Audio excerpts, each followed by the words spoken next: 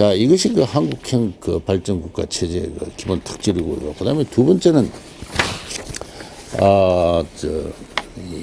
매우 강력하고 민활하게 작동한 집행과 조정의 시스템이 있다. 그렇게 이야기를 합니다. 정부가 목표만 정해놓고 그냥 가만히 손 놓고 있으면 아무 일도 되지 않습니다. 1967년에 수출 3억 불이다 목표를 정해놓고 그냥 정부가 손 놓고 있으면 그냥 안 되는 거예요. 하루하루 일일 점검에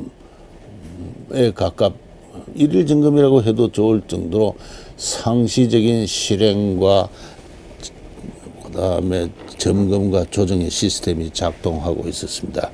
저는 그것을 그런 면에서는 아직도 전혀 연구가 안 되어 있습니다. 연구가 있는데 제가 관심을 갖고 논문도 좀 쓰고 자료도 보고 하는 것이 바로 그와 관련해서는 수출 진흥 확대 회의 또는 월간 경제 동향 보고 이와 같은 회의체가 대단히 중요했습니다.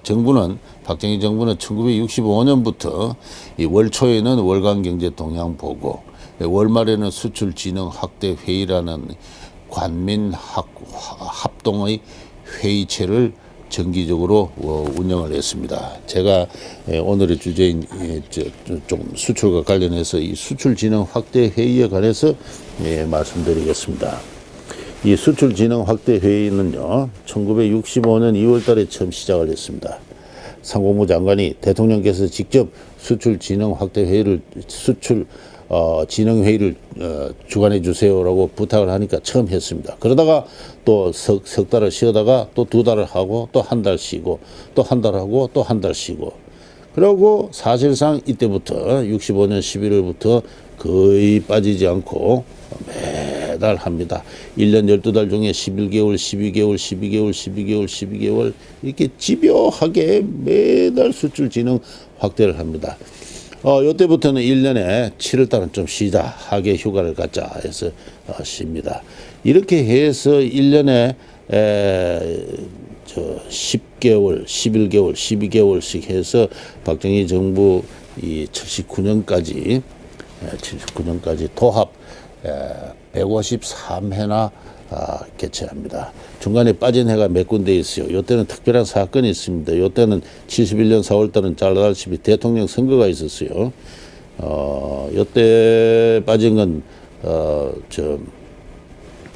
73년, 이건 잘 모르겠습니다. 이거 좀 조사를 해봐야 되겠고요.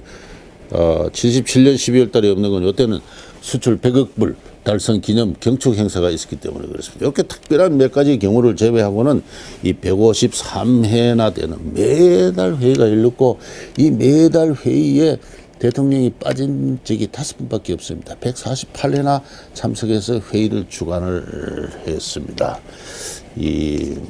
제가 이 회의 장면, 제가 최근에 이 수출 진흥 확대 회의의 녹음 기록이 국가기록원에 있는데요. 그 국가기록원의 녹음 기록을 전부 활자화해서 자료집으로 편찬해냈습니다. KDI의 용역을 받았어요. 그 자료집의 부록에 이 국가기록원에 있는 이 수출 진흥 확대 회의 사진도 많이 재미있는 사진을 많이 소개했습니다. 이건 최초에 아마 1회인가 2회에 있었던 그 최초의 수출 진흥 확대 회의의 사진입니다. 브리핑 차트를 두 사람이 넘기고 있고 박 대통령이 바로 앞에 앉아서 열심히 듣고 있습니다. 한 20명 정도가 초기에는 이런 정도의 규모였어요. 회의가 2시, 3시간씩 하니까 담배를 참을 수 없어가지고 강요들이 담배를 피우는 장면들이 이게 나옵니다. 나오고. 그래서 매우 나이 40대에 젊은이라 하면 좀 그렇습니다만은 제가 벌써 나이가 60이 넘어서 이 40대를 보고 있으면 젊은이라는 생각이 듭니다. 당시 대통령 나이가 48세, 전부 40대 초반에 이 국가 중흥의 꿈을 품은 젊은이들이 앉아서 담배를 피워가면서 한 2시간 회의하고 나면은 회의장 전체가 담배 연기가 가득해서 마치 토끼굴 사냥하는 것과 같았다라고 당시 어떤 사람이 회고한 걸 저하고 인터뷰를 하면서 제가 그런 이야기를 들은 적도 있습니다. 이렇게 이 시작한 회의가 매달 끊이지 않고 열리면서 1970년이 되면은 청와대가 아니라 중앙청으로 그 회의 장면을 장소를 옮깁니다. 이때가 되면 벌써 이거는 상당히 한 200명 정도가 참가하는 메머드 회의가 되면서 여기서는 일종의 국가 의례 세리머니적인 의미를 갖습니다. 브리핑 차트를 대신해서 환등기가 있고요, 스크린이 있고 합니다. 이 두 회의체를 운영을 하기 위해서 상공부 관리들이 얼마나 노고가 컸던가. 제가 한 10여 명의 상공부 관리들하고 인터뷰를 해서 그걸 잘 알고 있습니다. 매달 이 회의체를 치러내기 위해서 상공부의 그 담당 그 실무 공무원들, 수출제 1과, 수출진흥제 1과, 수출제 진흥제 2과, 또 그 위에 있는 상력국장, 이런 사람들이 어떻게 노력했는가, 그 행동 원리에 대해서 자세하게 인터뷰를 한 적이 있습니다. 아침에 한 8시, 9시에 출근해서는 오전 내에 들어오면 업무 파악을 해야 됩니다. 업무 파악, 무슨 일이 어떻게 진행되고 있는가를 과장들은 점검을 한 다음에 점심을 한 그릇 먹고 나서는 곧바로 산업 현장에 수출 업체에 나아갑니다. 왜냐하면 이 수출 계획 자체가 산업별로, 품목별로, 또 지역별로, 뭐 경기도면 경기도 얼마, 그다음에 심지어는 공장별로까지 전부 다 의견을 들어서 작성한 계획입니다. 연간 한 10억 달러 한다 하면은 그냥 막연하게 10억 달러 된 것이 아니라 그 전에 한 6월 달부터 그 다음에 수출 실적을 잡기 위해서 공장 단위의 사정을 청취해서 만든 계획인데, 실적을 점검해 보니까 어느 공장에서 수출이 제대로 안 되고 있다 하면은 수출제 진행 과장들 거기 나가야 됩니다. 나가서 뭐 때문에 안 되느냐, 뭐가 문제가 있느냐, 뭐가 공급이 안 되느냐, 뭐 세제상의 문제, 금융상의 문제, 관세상의 문제, 마케팅의 문제, 포장의 문제, 모든 어떤 문제들을 청취를 한 다음에는 그것을 메모를 한 다음에 관련 부처에 연락을 합니다. 그러면 세제 금융과 관련해서는 재무부 관료, 뭐 기타 관련 부처의 과장들이 일주일에 한두 번씩 모여서 회의를 합니다. 그렇게 조정을 해야 수출이 되죠. 그렇게 부처 간에 조정을 하지 않으면은 매달 열리는 이 수출 진흥 확대 회의에서 그 진행 상황이 체크가 됩니다. 그러면 자기의 관료로서 인생에 큰 타격이 오는 거죠. 그 수출 진흥 과장 뭐 하고 있길래 이런 문제를 아직 해결하고 못 하고 있어, 이렇게 됩니다. 그래서 부처 간의 긴밀한 협의가 이루어집니다. 끝내 협의를 하지 않을 경우, 예를 들어서 수출 금융의 금리를 낮춰야 됩니다. 끝내 협의가 안 돼가지고 그 상태 그대로 회의에 보고된 적이 있어요. 그러고 나서 재무부 이재국장이 경을 쳤습니다. 뭐 그런 일이 한두 번 있고 나서부터는 전 부처가 이 수출과 관련된 어떤 그 굉장히 미나란 조정 시스템을 확보를 하게 됩니다. 그래서 수출은 단순히 무역이 아니라 산업, 건설, 노무, 금융, 재정, 세제, 운송, 디자인, 마케팅, 애프터 서비스, 뭐 모든 것이 관련된, 박정희 대통령은 이를 가지고 수출은 종합예술이다 그랬습니다. 그래서 이 종합예술을 하나, 좋은 영화를 찍기 위해서는 감독과 배우만 훌륭한 것이 아니에요. 소재, 조명을 비추는 어떤 말단 기사에서부터 부품 소재를 만드는 지금까지 모두가 협조해서 최상의 종합예술, 하나의 걸작 영화가 나오듯이 수출이라는 것은 종합예술이다, 국력청화다, 그죠? 하는 이러한 이념, 통치 철학과 조정 체계 위해서 이 회의를 운영을 했다는 걸 제가 말씀드리고, 이 월간 경제 동향 보고도 똑같이 이루어졌습니다. 여기는 주로 거시 경제를 다룹니다. 수출이, 국제 수지, 금리, 물가, 산업 구조 조정, 공기업 개혁, 뭐 이런 것들 다루는데, 거기에 대해서는 뭐 더 이상 이야기를 할 시간적인 여유가 없습니다. 이렇게 대단히 강력하고 민활하게 작동한 조정 시스템은 후진국에서 예가 없었다. 제가 아는 한 이스라엘과 말레이시아에서 한 1년 정도 한 적이 있습니다. 이 이야기를 다른 후진국의 정치 지도자들한테 하게 되면은 자기들은 이거 이런 거 우리나라에서 곤란하다. 우리나라 관료들이 이렇게 열심히 일을 하지 않는다고 그래요. 바로 이런 것이 가능하게 했던 게 뭐냐? 그게 바로 한국형 발전 국가제의 특질입니다. 그래서 이 상공부 관리들은 이 업계에 돌아와서 또 조정회의를 하고, 그리고 저녁에 짜장면 한 그릇 먹고, 그러고 나서 또 밤늦게까지 그때 결제를 합니다. 그래서 10시나 11시에 퇴근하고. 제가 물어봤습니다. 여러분들한테 뭐 때문에 그렇게 열심히 일했습니까? 그 시대는 그렇게 하지 않으면 살아남을 수가 없었다고. 바로 그런 거대한 어떤 그 정부 차원에서 조직된 어떤 조정, 집행과 조정 시스템을 만들어냈다. 그것이 다른 나라가 복제할 수 없는 한국형 발전 국가 체제의 비밀이고, 그러한 의미에서 그 박정희 모델은 지금도 저는 유효하다고 생각합니다. 유효하다고. 지금 뭐 정부 정책 하나 만들어도 부처 간에 조정이 안 되잖아요. 조정이 안 됩니다. 뭐 민주화, 뭐 행정 자율화해서 조정이 안 되는 거죠. 민주화도 좋고 자율화도 좋지만은 조정이 안 되는 거, 이거 어떻게 해결할 거냐? 이 시대의 인간들의, 우리 선인들의 행동 원리로부터 좀 배워야 된다, 이렇게 생각합니다. 그리고 마지막으로 한 가지 한국형 발전국가 체제의 비밀, 특질, 역시 제가 지난 시간에도 누차 강조를 했습니다만, 제가 지금까지 뭐 박정희 대통령의 업적만 강조한 것 뜻이 들릴지 모르겠습니다. 절대 그렇지 않습니다.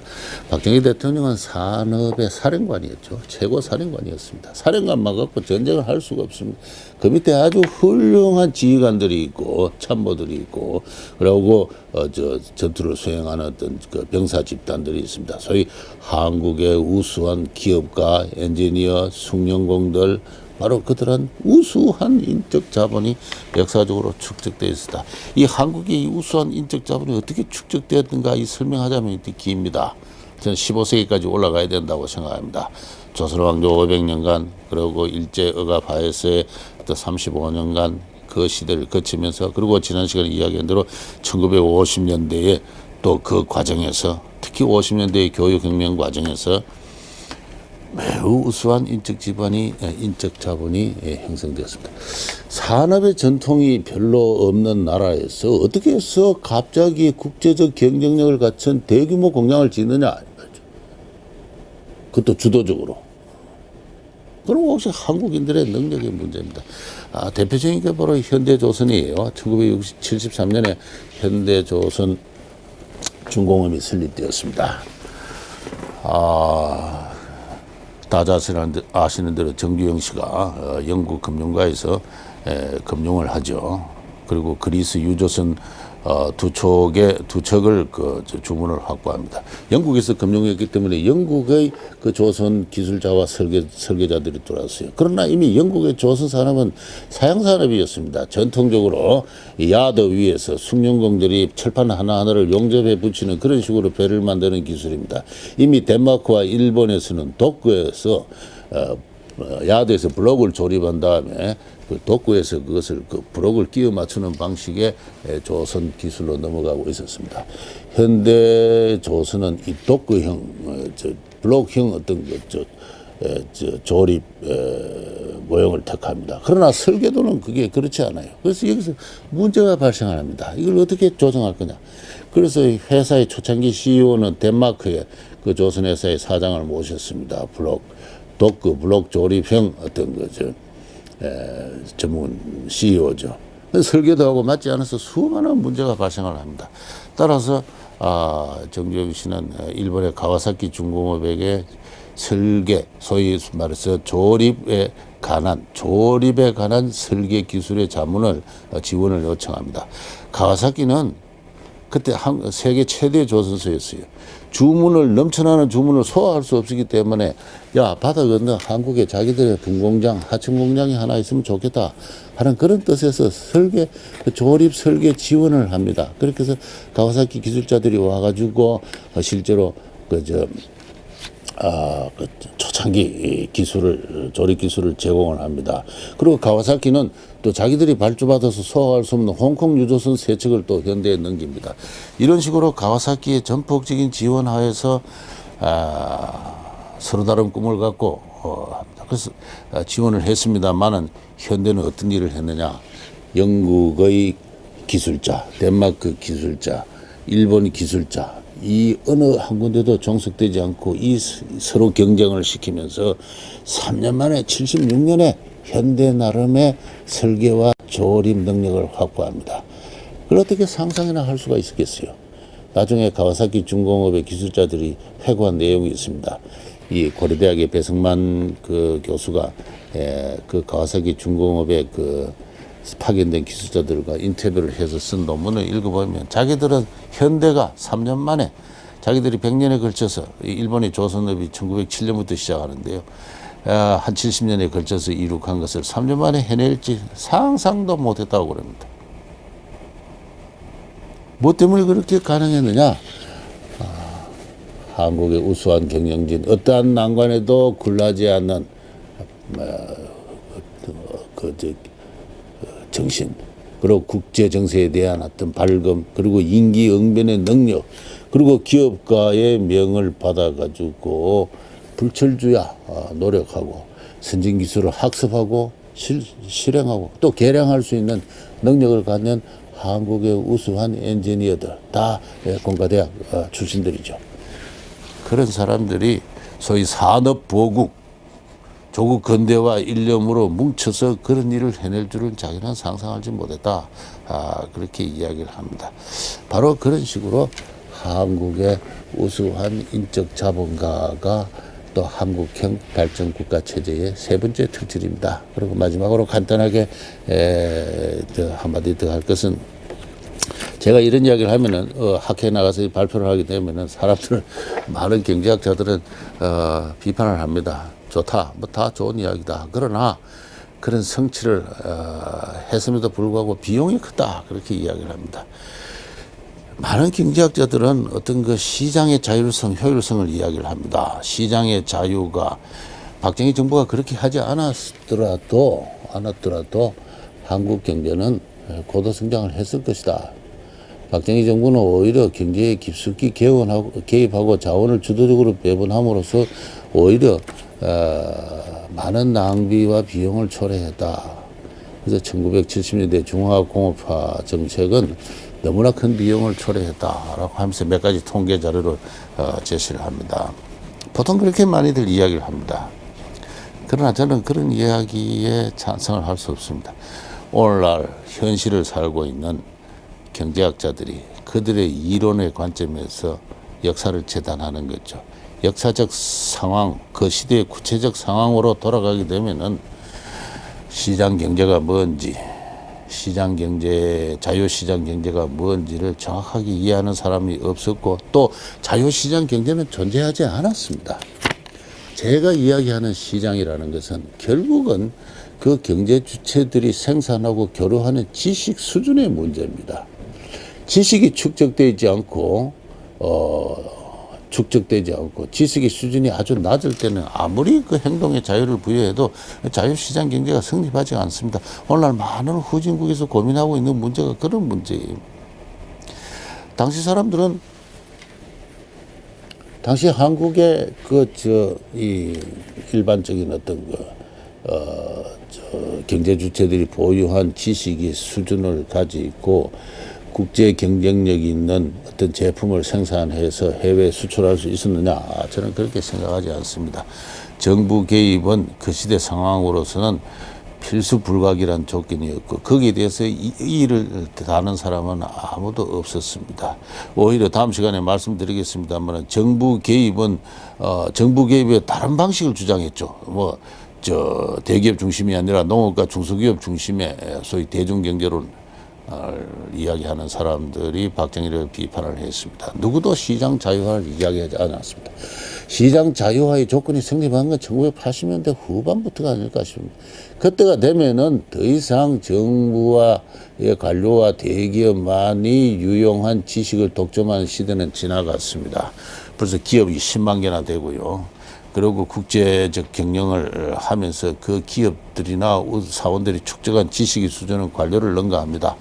그 단계가 되면은 시장의 자유화라는 것이 진정한 역사적 의미를 갖게 되는 것이죠. 따라서 저는 지금은 철저한 자유주의자로서 정부는 시장에서부터 경제로부터 질서 있게 철수를 해야 된다. 그리고 교육과 복지에 이 박정희 시스템을 도입해서 효율적인 체제를 만들어내야 된다고 믿고 있는 사람입니다. 그 왜 그러냐 하면은 이미 경제는 생산적인 투자와 마케팅을 위한 지식은 기업들이 갖고 있습니다. 관료들이 할 수 있는 것은 규제밖에 없어요. 그러나 박정희 시대는 규제는 없었습니다. 따라서 오늘날 이 정부 개입과 규제를 가지고 박정희 모델이라 이야기하는 건 잘못된 거예요. 박정희 시대는 육성이 있었습니다. 그리고 80년대 후반부터 정부는 규제를 하기 시작했어요. 이건 박정희 모델이 아니다. 박정희 모델을 올바로 이해를 하기 위해서는 앞서 제가 말씀드린 이 세 가지 역사적 조건 하에서 그 특질을 규정했던 그 시대 상황을 충분히 이해를 해야 된다. 이해를 해야 되고, 단순하게 어떤 마치 이신론적인 어떤 자연의 어떤 그 법칙을 주관하는 신의 세계가 있어서 시장이라는 게 뭐 초역사적으로 존재한 것처럼 이야기하는 그와 같은 경제학자들의 어떤 상투적인 박정희 비판에 대해서는 우리가 지금 충분히 지금 진지하게 재검토할 그럴 때가 되었다. 그런 이야기를 하고 싶습니다. 예, 이상으로 65년부터 가동한 이 한국형 발전 국가 체제의 특질을 말씀드렸습니다. 예, 감사합니다.